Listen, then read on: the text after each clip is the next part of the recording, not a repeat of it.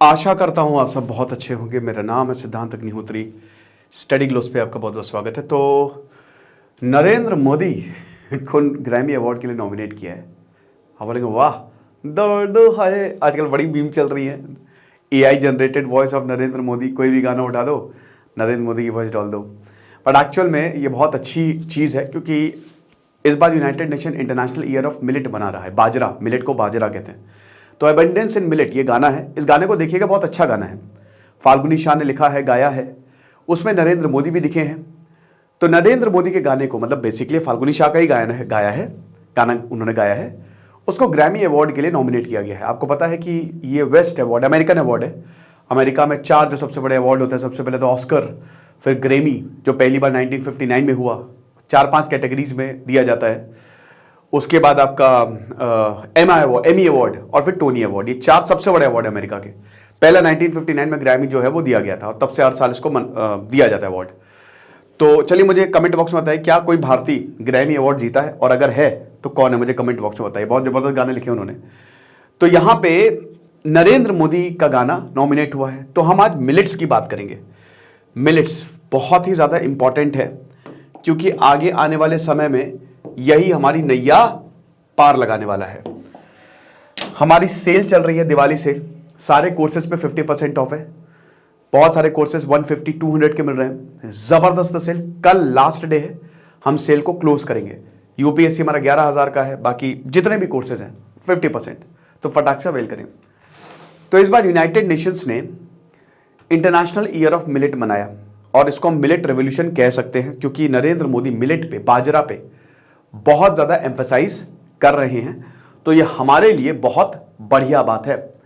आपको बता दूं कि मिलेट प्रोटीन में बहुत ज्यादा है, फाइबर, माइक्रो न्यूट्रिएंट्स और एंटीऑक्सीडेंट। देखिए, जितना ज्यादा प्रोटीन और फाइबर रिच फूड खाएंगे, मजा आ जाएगी।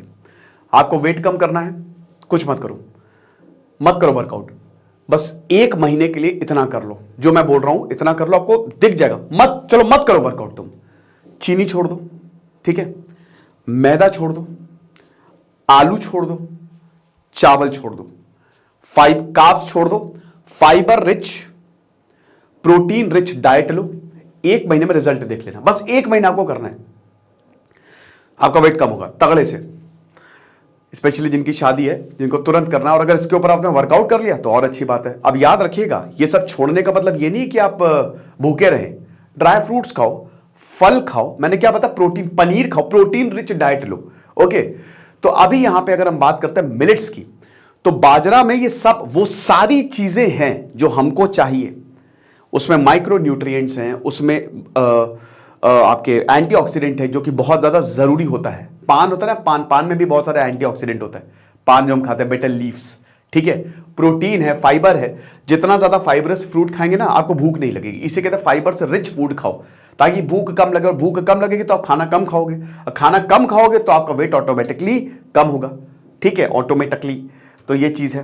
तो जैसे अगर भारत की बात करते हैं, तो भारत के लिए बड़ा ही इंपॉर्टेंट रहने वाला है, ठीक है। भारत में sorghum, pearl millet, finger millet वैसे तो उगाया जाता है, बट और भी मिलेट की वैरायटीज होती हैं। और क्यों नरेंद्र मोदी इस पे लगातार बोल रहे हैं कि भाई बाजरा लेके आओ, क्योंकि हमारे यहां सिर्फ वीट राइस, गेहूं चावल खा लो। क्यों आया हमारे यहां ग्रीन रेवोल्यूशन, जिसमें सबसे ज्यादा फोकस 1967 में गेहूं पे किया, क्योंकि हमको अमेरिका गेहूं नहीं दे रहा था। तो लाल बहादुर शास्त्री आते, जय जवान जय किसान का नारा देते हैं, और उसके बाद ग्रीन रेवोल्यूशन की शुरुआत होती है। अभी हाल ही में MS स्वामीनाथन का देहांत हुआ, भगवान उनकी आत्मा को शांति दे। गजब की पर्सनालिटी थे वो, जनक थे ग्रीन रेवोल्यूशन के। और उसके बाद भारत में आया वीट। मिनिमम सपोर्ट प्राइस का कंसेप्ट है भारत में, 22 क्रॉप्स पे दिया जाता है, लेकिन 2 पे गारंटीड है। वो 2 कौन से हैं? पहला वीट, दूसरा राइस। तो वीट और राइस पे आपको गारंटी MSP मिलेगा। यानी कि अगर किसान वीट और राइस, यानी कि गेहूं और चावल उगाता है, तो उसको मंडी में बेचना होगा। अब जब वो मंडी में जाएगा, तो वहां पे ऑफिसर्स आएंगे, ले जाएंगे सारा का सारा माल उठा के, और उसको उसका पैसा दे देंगे MSP के तहत। ये और में नहीं है, गारंटीड नहीं है और क्रॉप्स में। इसीलिए भारत के ज्यादातर किसान जो हैं सिर्फ व्हीट एंड राइस पे फोकस कर रहे हैं, जो कि बहुत ज्यादा डेंजरस है। फार्म बिल जो आया, जो किसानों का बिल आया, उसमें कुछ चीजें बहुत अच्छी थी, बट वो विड्रॉ क्यों किया गया? उसमें पूरे सारे किसान जो है वो क्यों प्रदर्शन पे कर रहे थे? इसलिए प्रदर्शन किया उन्होंने क्योंकि उसमें एमएसपी को हटाने की बात थी। उन्होंने सरकार से बोला था कि सर इसको लिख दो कि चाहे तुम जो भी लॉ लेके आओगे बट एमएसपी वापस नहीं करोगे। सरकार आनाकानी कर रही, जिसकी वजह से एमएसपी की वजह से, मेन एमएसपी था इसमें, इसकी वजह से यहां पे बवाल हो गया और फाइनली सरकार को ये फार्म लॉज वापस लेने पड़े। ठीक है, तो अब वीट एंड राइस से हमको हटना पड़ेगा अगर हमको कुछ बड़ा सोचना है, भारत को हेल्दी बनाना है। ये बहुत ज्यादा जरूरी है। हॉर्टिकल्चर पे हम ध्यान नहीं देते, जो कि हमारे लिए बड़ी दिक्कत है। फ्लोरिकल्चर पे ध्यान नहीं देते, तो पिसिकल्चर पे। तो अगर हम इन सारी चीजों पे ध्यान, बहुत सारे एग्रीकल्चरल टेक्निक्स है जिसमें भारत का किसान अरबपति बन सकता है। अब उन टेक्निक्स को आजमाया जा रहा है, बट अब हमको व्हीट एंड राइस से थोड़ा सा अलग सोचने की, थोड़ा सा बड़ा सोचने की जरूरत है। ओके, तो ये चीज है। तो फूड एंड एग्रीकल्चरल ऑर्गेनाइजेशन ने, जो यूनाइटेड नेशन का ही विंग है जिसका हेडक्वार्टर पेरिस में है, तो उन्होंने ये बोला कि काम करते हैं कि इस बार मिलेट का ईयर बनाते हैं, इंटरनेशनल ईयर ऑफ मिलेट्स। तो ये बहुत अच्छी बात है। तो हेल्थ बेनिफिट्स मैंने बताया। अब आपको बता दूं कि क्यों इसको न्यूट्री सीरियल्स, मिलेट को न्यूट्री सीरियल्स क्यों बोला जाता है। सबसे पहली बात, क्लाइमेट रेजिलियंट क्रॉप है ये। देखिए क्लाइमेट रेजिलियंट क्या, सब देखिए क्या, जैसे हम चावल उगाते हैं। अब आपको पता है कि भारत में वाटर क्राइसिस हमारे दरवाजे पे खड़ी हुई है। पंजाब में जो अंडरग्राउंड वाटर है वो खत्म होता जा रहा है। तो आप चावल उगाओगे तो ढेर सारा पानी लगता है। कहता नहीं सब वाटर इंपोर्ट क्रॉप्स है, वाटर एक्सपोर्ट क्रॉप्स है, क्योंकि जब ये आप भेज रहे हो तो पानी को भी आप साथ में भेज रहे हो, तो पानी बहुत ज्यादा लगता है यहां पे। ठीक है, लेकिन मिलेट में कम पानी लगता है और सबसे बड़ी बात, ये बंजर जमीन पे भी उगाया जा सकता है, ये ड्रॉट्स में भी, यानी कि कुछ भी हो जाए लोगों को यहां पे खाने को जरूर मिलेगा। और दोस्तों आपको बता दूं कि आज जिस तरीके से हमारी दुनिया बढ़ रही है, जैसी पॉपुलेशन होती जा रही है, रिसोर्सेस कम होते जा रहे हैं, भुखमरी के हालात और ज्यादा बढ़ते जा रहे हैं, सस्टेनेबल डेवलपमेंट गोल अभी तक दिख नहीं रहे हैं, उसमें मिलेट्स रामबाण साबित होगा। पुअर सॉइल कंडीशन में भी इसको उगाया जा सकता है और फाइबर, प्रोटीन, विटामिन्स और मिनरल्स, ये सारे न्यूट्रिएंट्स इसमें होते हैं जो हमारी बॉडी को चाहिए। एक बैलेंस्ड डाइट वो आपको मिलेगा मिलेट्स में। मजा आ जाती है। भारत में एनएफएचएस का जितना सर्वे हुआ उसमें स्टंटिंग की प्रॉब्लम भारत में रिड्यूस हुई है, बट अभी भी है। बैलेंस्ड डाइट है नहीं, न्यूट्रिएंट्स बच्चों को पहुंचते नहीं है, मुश्किल है। स्टंटिंग हो गया, वेस्टिंग हो गया। औरतों की भी, भाई आधे से ज्यादा भारतीय औरतें एनीमिक हैं, तो उनको न्यूट्रिएंट्स की जरूरत है और वो सारा का सारा न्यूट्रिएंट आपको मिल जाएगा मिलेट्स में। फिर उसके बाद एडेप्टेबल, सबसे बड़ी बात यह है कि किसी भी सॉइल में आप इसको उगा सकते हैं, एडाप्ट कर जाता है। तो जैसे भारत में अगर आप सॉइल के क्लासिफिकेशन की बात करें तो आपकी 8 तरीके की सॉइल्स होती हैं, जिसमें सबसे फर्टाइल सॉइल आती है आपकी एलुवियल सॉइल। ठीक है, हमारे पूरे जो नॉर्दर्न प्लेन्स है ना, वो इसी सॉइल से बने हुए हैं, क्योंकि वो पानी लेके आता है, नदी से ही वो सॉइल बनती है। नदियां जैसे पेड़ काटते हुए गंगा आ रही है, हिमालय काटते हुए पूरा नीचे आ रही है, प्लेन पे आ रही है तो धीमी हो जा रही है। तो जो पेड़ काटते हुए जो अपने साथ जितना मलबा लेके आती है ना, वो डिपॉजिट करती है प्लेन पे, तो वो सॉइल है एक तरीके से, और उसमें बढ़िया खेती होती है। लेकिन बाकी के सॉइल्स का क्या, बाकी की मिट्टियों का क्या? तो ये किसी भी मिट्टी में उगा सकते हैं। एडाप्टेबल बहुत ही बढ़िया वर्सेटाइल क्रॉप है। अच्छा, और उसके बाद सस्टेनेबल, जैसा कि हमने बताया कि इसमें इन्वायरमेंटल फ्रेंडली मेथड्स और सस्टेनेबल मेथड्स को आप फॉलो कर सकते हैं। फिर उसके बाद ये जो हमारे किसान हैं, स्पेशली जो हमारे स्मॉल एंड मीडियम फार्मर्स हैं, उनको बहुत ज्यादा पैसा दे देगा ये। ठीक है, बहुत ज्यादा, क्योंकि आगे आने वाला समय मिलेट्स का होने वाला है। ओके, तो सब ट्रॉपिकल और ट्रॉपिकल रीजन में ये ग्रो होता है। और आपको पता ही है कि ये, जैसे अभी रुकिए मैं आपको बताता हूं।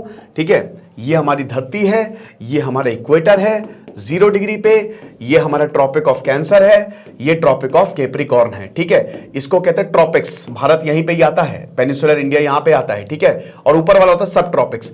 डायरेक्ट सन, जो सनलाइट है वो सबसे ज्यादा इसी एरिया में पड़ती है, जिसकी वजह से यहां पे बारिश भी होती है और गर्मी भी बहुत ज्यादा होती है। ओके, तो यहां पे इसको आप बढ़िया मस्त तरीके से मिलेट्स को उगा सकते हैं। वैसे आपको बता दूं 131 देशों में, 131 कंट्रीज में इसको उगाया जाता है। ठीक है ना, ग्लोबल प्रोडक्शन का 20% और एशिया के प्रोडक्शन का ये 80% है, अगर मिलेट्स की बात करते हैं। मतलब सॉरी, भारत की, अगर भारत मिलेट्स दुनिया में, इसीलिए नरेंद्र मोदी ने बोला भी है कि मिलेट की तरफ जाओ। भारत दुनिया का सबसे बड़ा प्रोड्यूसर है मिलेट्स की। दुनिया में 20% भारत मिलेट प्रोड्यूस करता है, बाजरा, और 80% एशिया में प्रोड्यूस करता है। ठीक है ना, और अगर डिस्ट्रीब्यूशन की बात करें तो इंडिया, नाइजीरिया, चाइना, ये सबसे ज्यादा मिलेट्स को प्रोड्यूस करते हैं। लेकिन प्रॉब्लम क्या है मिलेट्स को लेके? भाई सबसे पहली बात तो ये है कि जो मिलेट जो कल्टीवेशन का एरिया है मिलेट का वो कम है। 45 मिलियन हेक्टेयर्स ऑफ लैंड पे मिलेट जो है वो कल्टीवेट किया जाता था, अभी ये घट के 15 मिलियन हेक्टेयर रह गया है, यानी कि 3 गुना इसमें गिरावट आई है। लो यील्ड है। ये देखिए कोई क्रॉप अच्छा है, बहुत अच्छी बात है, उसके एडवांटेजेस देखिए। डिसएडवांटेजेस में तो ये है कि इसमें वक्त ज्यादा लगता है, इट इज टाइम कंज्यूमिंग और लेबोरियस टास्क है, इसमें आपको काफी लोग लगेंगे। जैसे कॉटन कल्टीवेशन होती थी उतना तो खतरनाक नहीं, बट हाँ उसके नीचे ही है ये, क्योंकि आपको एक तो टाइम लगेगा, अब देखिए आपको पैसा चाहिए, और कोई भी किसान इतना ज्यादा टाइम और इतना ज्यादा लेबर लगाने को शायद रेडी ना हो, ठीक है, शायद का रेडी ही ना हो, इसीलिए इसका एरिया जो है वो घटता जा रहा है। मार्केटिंग इसकी बहुत ही ज्यादा कम है, इसको हम बहुत अच्छे तरीके से मार्केट नहीं करते हैं, क्योंकि जो कंपनीज है वो बाजरा डिमांड ही नहीं करती हैं। जो कंपनीज है वो आलू डिमांड करेंगी, तो आलू उगाए जा रहे हैं, चावल गेहूं, उनको वो सब चाहिए, उससे चिप्स बनते हैं, उससे फूड्स बनते हैं। मिलेट्स की इतनी डिमांड, जिस दिन डिमांड कंपनीज बड़ी बड़ी करने लगी उस दिन आपकी मार्केटिंग भी शुरू हो जाएगी, तो ये दिक्कत है, ठीक है। फिर उसके बाद लो प्रोडक्टिविटी, मिलेट्स की प्रोडक्टिविटी भी लगातार गिरती जा रही है, ठीक है ना, चाहे वो पर्ल मिलेट हो, चाहे वो यहां पे रागी हो। ये चीज अवेयरनेस लोगों को अभी पता नहीं है कि मिलेट्स के कितने ज्यादा, बाजरा के कितने ज्यादा हेल्थ बेनिफिट्स होते हैं। कॉस्ट ज्यादा होती है, ठीक है, ट्रेडिशनल सीरियल से बाजरा ज्यादा महंगा बिकता है, ओके। फिर उसके बाद अवेलेबिलिटी भी थोड़ी सी कम है, जैसा कि हमने बताया कि ई कॉमर्स में आपको इतनी ज्यादा इसकी अवेलेबिलिटी ये वाइडली अवेलेबल नहीं है, ओके। और मुझे जो सबसे बड़ा इसमें एक खामी लगती है, मैंने तो बाजरे की रोटी खाई, बट मुझे टेस्ट जो है वो थोड़ा अनप्लेजेंट लगता है इसका। नो डाउट बहुत ही फायदा है, लेकिन मैं कई बार मैंने कोशिश किया, बट मैं खा नहीं पाता हूं बाजरे की रोटी, मैं बहुत ज्यादा नहीं खा पाता हूं।